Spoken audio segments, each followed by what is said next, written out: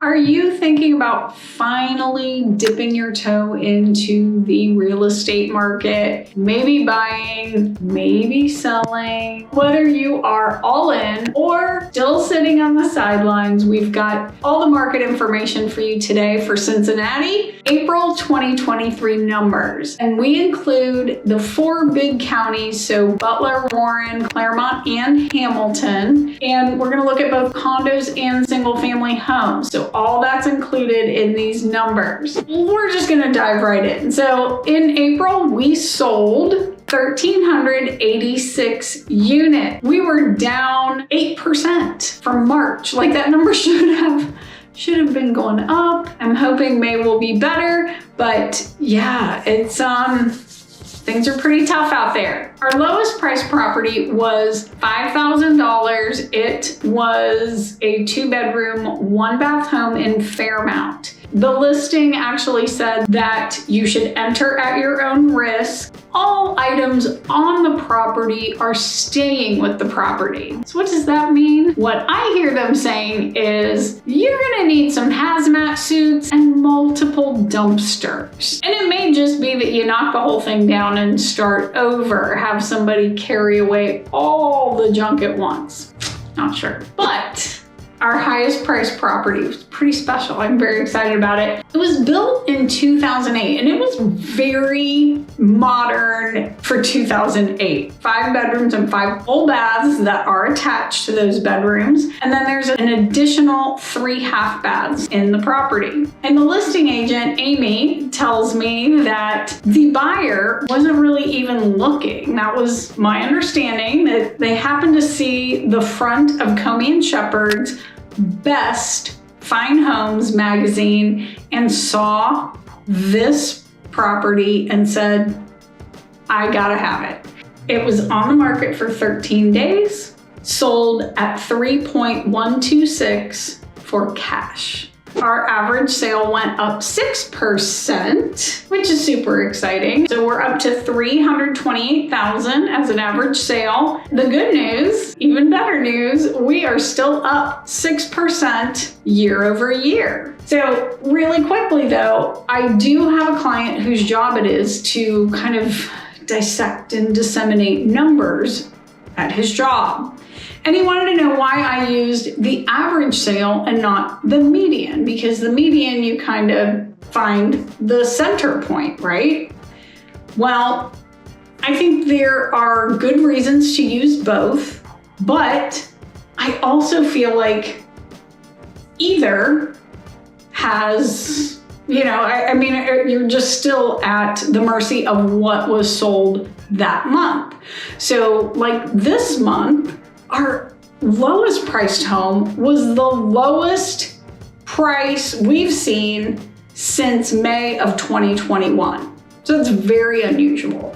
But our highest price was actually on par with what we've been seeing. Okay, so our median price is $279,000. And honestly, you can't really buy anything for that. Like, not much. I'm not saying there's nothing in that price range, but I mean, if you're looking for a condo or just a small square footage ranch or something older, something that needs a lot of work, yep, you might find it for $279,000. But even though our average sale of $328,000 is still a challenge in most of our markets, I feel like it's at least a little bit more consistent with what someone might need. If they're moving here from out of town, they need to know what to expect. And I just feel like that $279, it sounds great, but not practical, not at all. And then again, if you are looking for a specific area, we are always happy to find the average kind of price point in that area for you as well. Just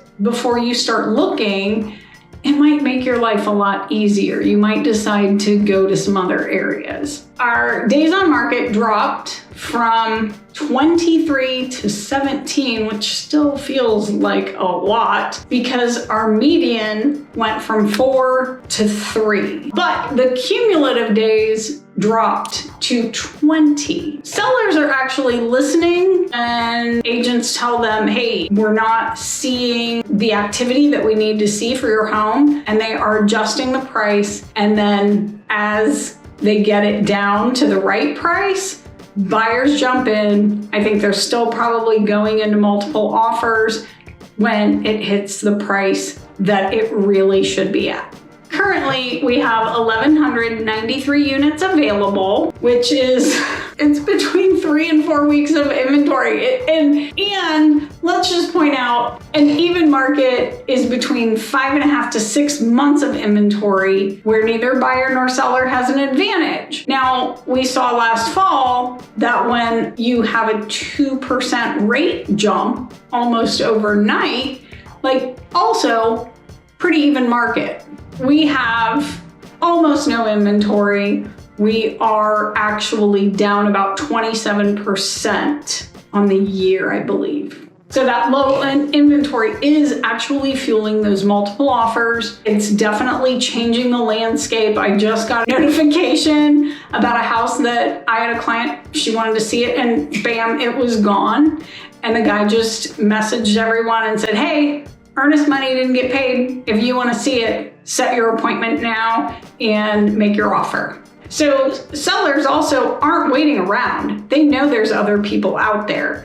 And it just keeps things clicking along. So know that that is kind of the state of things right now. And it is great, generally speaking, for sellers. It puts them in the driver's seat, again, if the price is right for the condition of the property. But it puts a little bit of a damper on certain sellers trying to sell because they can't buy anything. Thus, the reason our inventory is down 27%. So I think the point that I really want to get across is it's tough out there. If you're a buyer and you've been in it, you understand, you make your offer, you do the best you can. Because the other problem we're having is some people do go over and above and they do something they don't feel comfortable with and they regret it later. And then they just walk away from the contract or stuck with a house that they really wish they wouldn't have purchased. And we don't want that for you. We want you to make offers that make sense. Because if you get it, we want you to be happy. We want you to be able to move forward and live in this home and love it. So it's really important that you make an offer that you, in your soul, can be okay with, that will let you sleep at night. Now, if you've been doing this for a while, you understand if you lose, you just move on to the next one because there's like 10 other people that also didn't get a house. So it's not just you. And I think that even though it's frustrating, I think that helps. It just softens the blow a little bit and allows you to keep moving on. Because every week there's new houses that come up. So my suggestion is just, try to learn from every single offer that you put in and definitely just move on to the next one. Try not to be mad. Try to know that if the house is meant for you, then it may come back to you. So hang in there, buyers. Don't lose heart. Other thing we are seeing, though, is quite a few low appraisals. Yes. Is it just because it's spring? Maybe that's part of it. And that's in part because history is fall. And fall was a little bit lower. And so then in the spring, they're trying to compare to stuff that sold in the fall and those prices aren't as good. So that's my issue with the whole appraisal process is you're only looking at history and not looking at what's actually happened. Well, they say they look at what's happening on the ground, but 90% of the time they don't. And in part, hey, I get it. Banks are failing.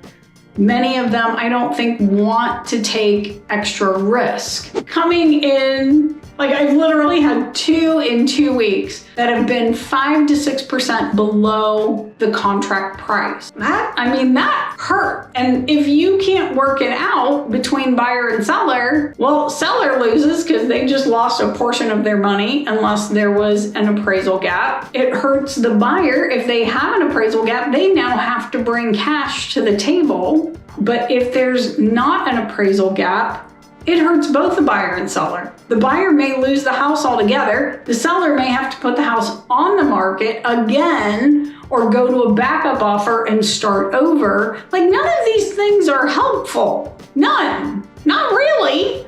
So, okay, that's my beef with the appraisal industry. So, what do? Do we just keep waiting and not buy a house? Well, we have discussed the fact that the rental market is horribly expensive and even more frustrating unless you just go to one of these lovely buildings that, they have everything and it's like a resort. Okay, great, but you pay for that resort. So I think the big point is that even as frustrating as this market is right now, it's just what we have.